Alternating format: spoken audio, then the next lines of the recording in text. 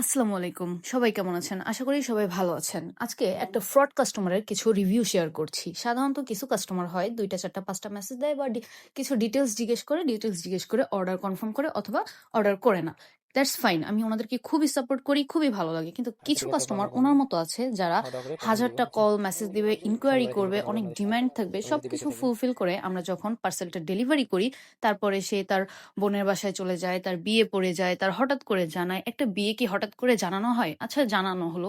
তাকে একটা ইনভিটেশন দেওয়া হইছে। সে সকালে ঢাকায় আসবে, রাত্রে ব্যাক করে আমার পার্সেলটা রিসিভ করবে। বিগত ৩ দিন যাবৎ আমার ডেলিভারি ম্যান তাকে কল দিচ্ছে। তার কোনো খোঁজ নাই। সে আমার পার্সেলটা তো রিসিভ করতেছেই না। ডেলিভারি ম্যানের কলটাও ধরতেছে না। আচ্ছা, আপনারা তো স্টুডেন্ট। আমরা অনেক বেশিরভাগই স্টুডেন্টের পাশাপাশি আমরা হচ্ছে যে একটা বিজনেস রান করার ট্রাই করি। আমার ফাইনাল এক্সাম চলতেছে। এক্সামের পাশাপাশি আমি ঠিকমতো ভিডিও কনটেন্ট দিতে পারছি না।